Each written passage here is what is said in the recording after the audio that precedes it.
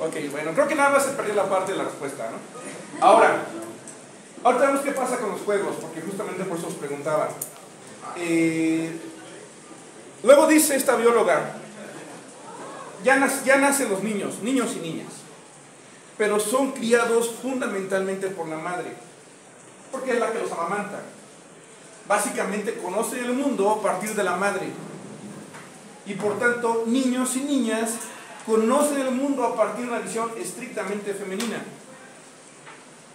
Para la niña no hay ningún problema, pero llega un punto en que al niño, cuando lo destetan, el mensaje que está recibiendo, no de manera abierta, pero sí de manera subcomunicada, muy sutil, es: tú no debes conocer el mundo como niña, ni entender el mundo como mujer. Tú tienes que entenderlo y vivirlo como hombre. Y ese segundo choque que recibe el hombre. Y a partir de ahí, es que pues tiene que construir por completo qué es lo que debe ser él. Hay una estructura social que nos ayudaba.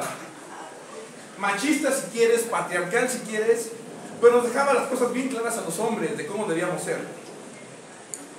Eso valió madres. Eso desapareció. Y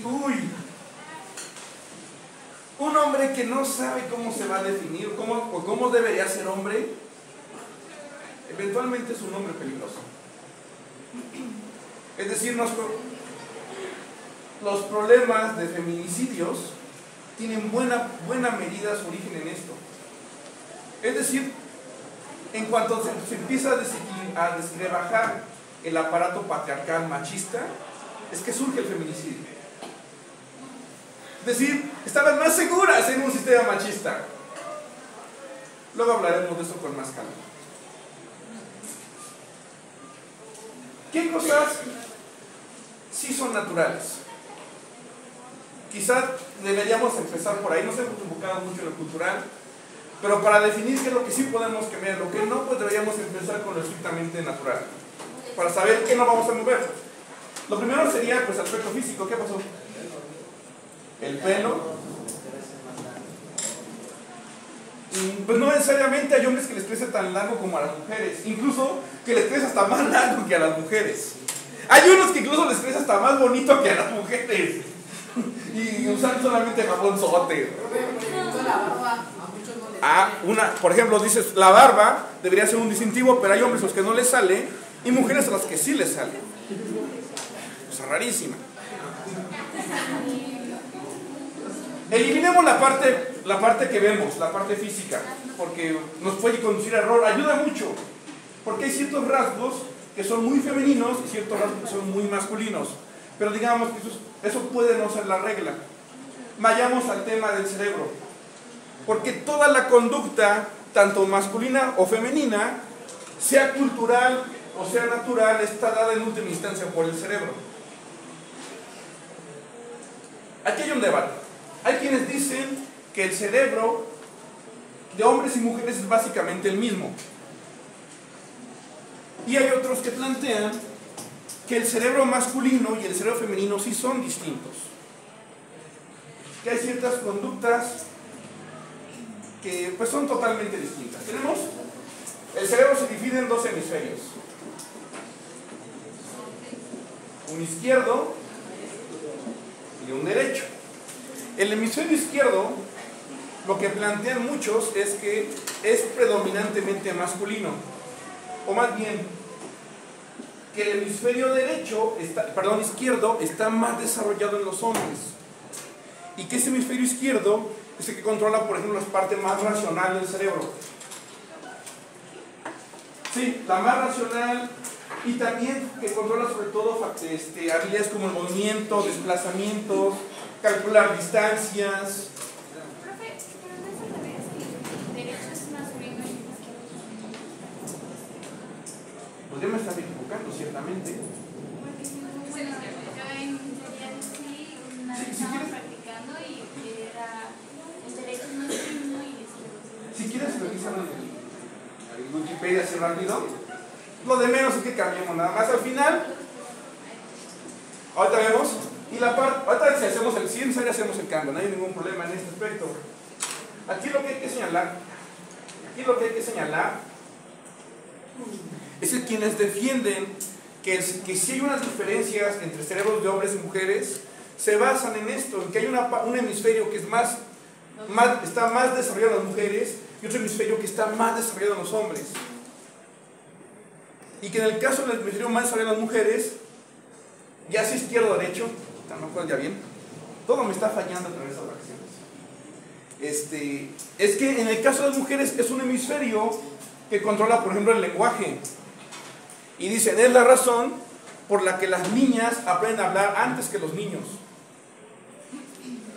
Controla el lenguaje, controla también cuestiones como las emociones, y que sería la razón por la que dicen que las mujeres son más emocionales.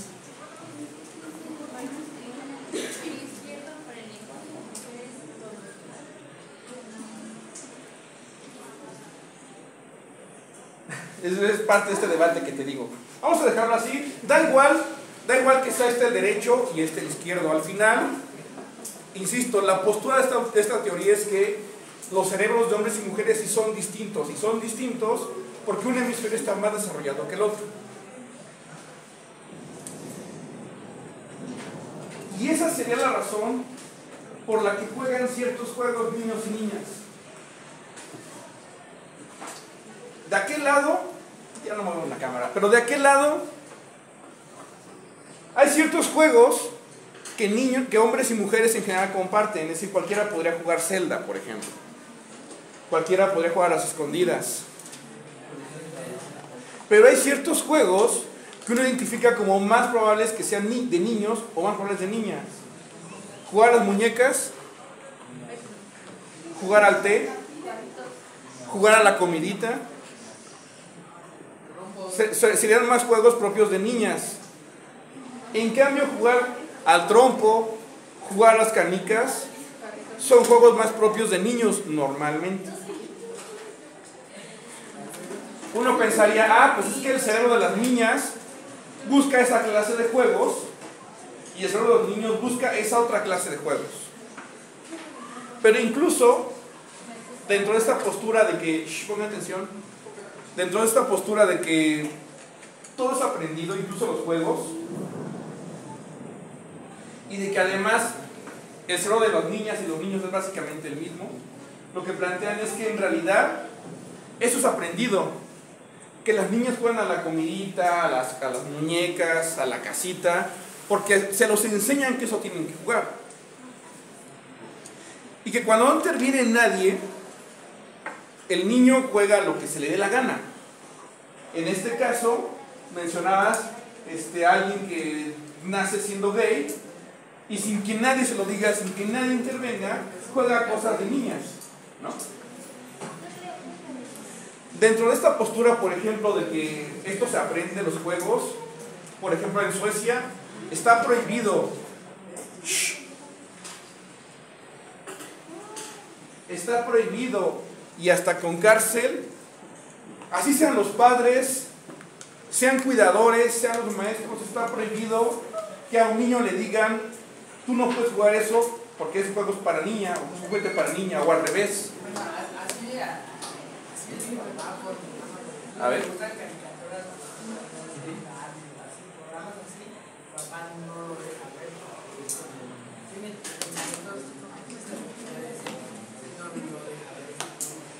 Esta postura de género esta teoría del género lo que plantea es, si al niño se le deja libre, va a agarrar el juguete con el que quiera jugar. Si un niño quiere jugar con muñecas, pues déjelo, no pasa nada. Si una niña quiere jugar a los carritos, también déjela, no pasa nada. ¿Qué efectos tiene esto?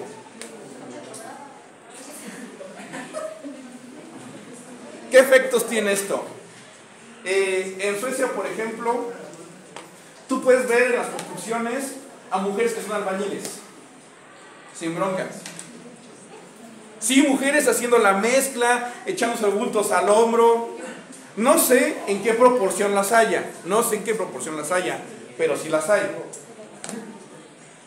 Y tú puedes ver, por ejemplo, hombres que se dedican a ser niñeros. O cuando se arreglan las uñas, se van a hacer manicure. Ahorita vamos a hablar de manicure. Pero Antes de que te imagines de que, pues es que nada más te contratan y ya, en Suecia tienes que estudiar una carrera para ser niñero. Porque es aprender la evolución y desarrollo psicomental de un niño, la adolescencia incluso, aprender sobre alimentación, aprender sobre cuidado, desde cómo cambiar el pañal hasta cómo atender una emergencia médica, por ejemplo. Primeros auxilios para bebés. Que se te ahogue con una papita. Le diste un cheto y se te ahogó el chamaco. Entonces, en Suecia no cualquiera puede ser niñero. También eso genera, por ejemplo, que tú puedas ir por el parque y ves a señores cuidando a sus niños. La idea de que la crianza es únicamente la madre es una visión totalmente rebasada en Suecia. Ahí es, incluso por ejemplo, el permiso de paternidad se lo dan a los dos por 2 años, tanto al padre como a la madre. Por cada niño, además. Por cada niño que tengas puedes pedir un permiso de 2 años. Claro, lo tienes que pedir antes de que el niño cumpla los 7, que si no llama otro permiso. Pero durante esos 2 años, en tu trabajo te tienen que respetar tu puesto y te tienen que seguir pagando. Salario íntegro. Es una maravilla que contribuye justamente a la integración familiar sin que el padre o la madre pierda su trabajo. Ahora, ¿hasta qué punto los niños en Suecia juegan con cosas del sexo opuesto? ¿Quién sabe? La verdad, esa parte sí no la sé. Lo que sí sabemos es el caso de los kibbutz. Los kibbutz, sí. Los kibbutz fueron un experimento social hecho a mediados del siglo XX, en donde se buscaba una sociedad igualitaria, totalmente socialista o comunista, donde toda la comunidad trabajara, hombres y mujeres, y que además la riqueza, los recursos que se generaba dentro de la comunidad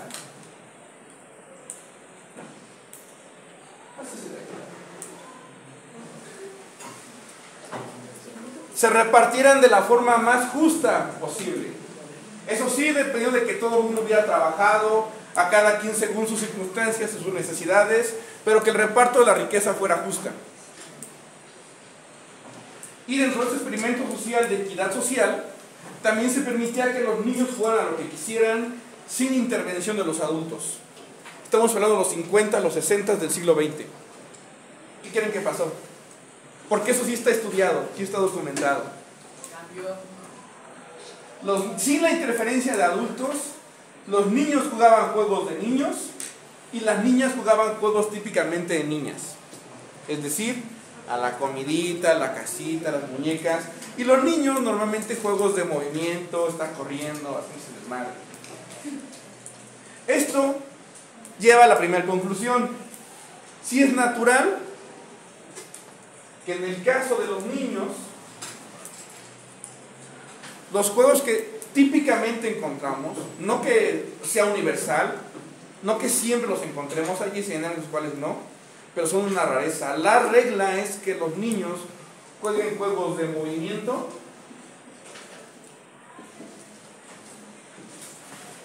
y juegos además donde lo que se evidencia es la competencia, la rivalidad.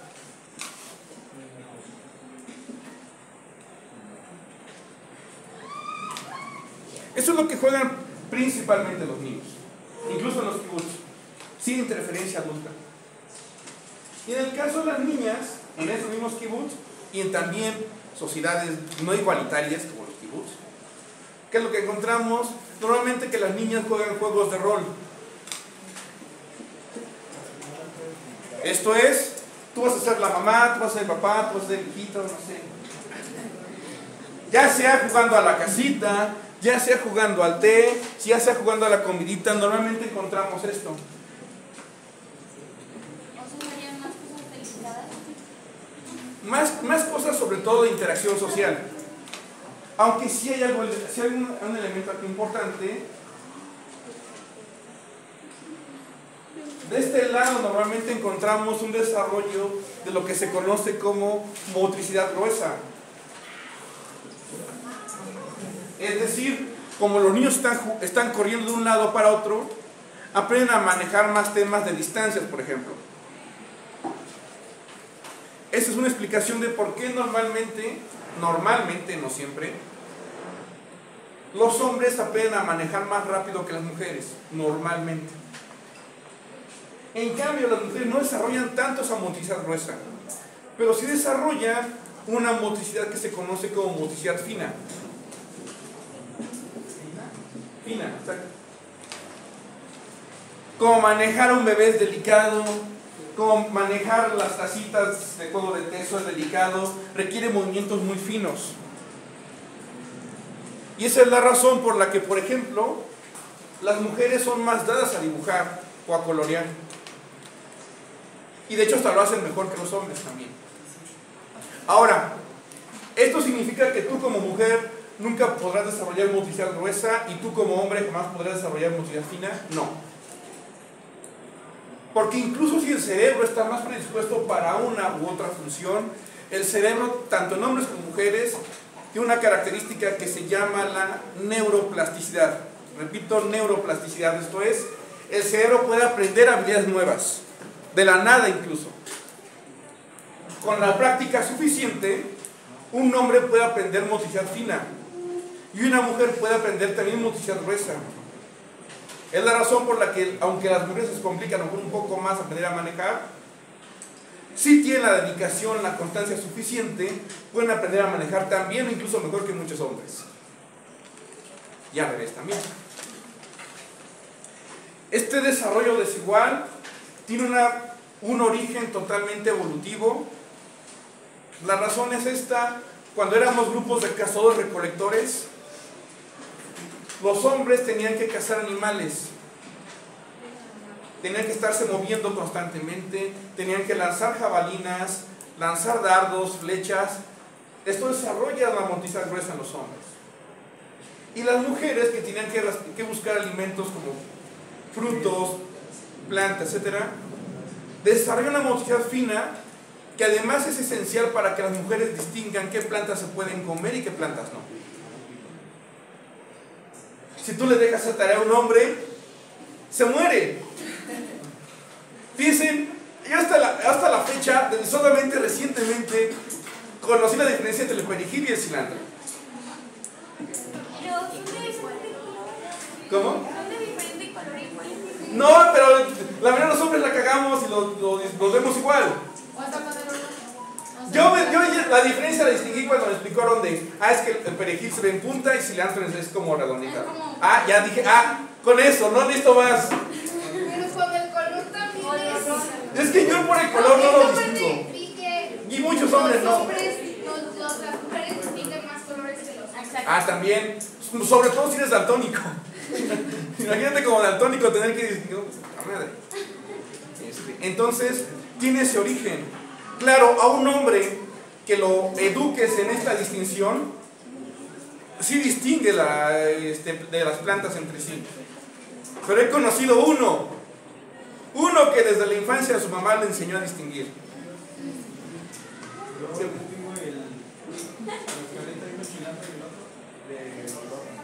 ¿Por el olor? Mira. Ándale. O por ejemplo, confundir la marihuana con el orégano. Yo sí los confundí. Un día le tiré a un amigo su marihuana, porque pensé que era orégano, que quedó regado en la mesa. Es basura, chica su madre! Pobre güey, no se lo... Sí, ese día no se pudo dar su toque. Pero bueno. El cerebro entonces, insisto, tiene esa neuroplasticidad para aprender habilidades distintas. Pero esto sigue sin dejarnos del todo claro pues qué es lo que sí es natural o qué es lo que no es natural. Hasta aquí todavía esto, digamos que podría ser como un atisbo de lo que es natural en cada uno, pero tampoco es tanto, porque lo podemos aprender también. ¿Tú hasta aquí? ¿Seguros? Bueno, seguimos con esta próxima clase.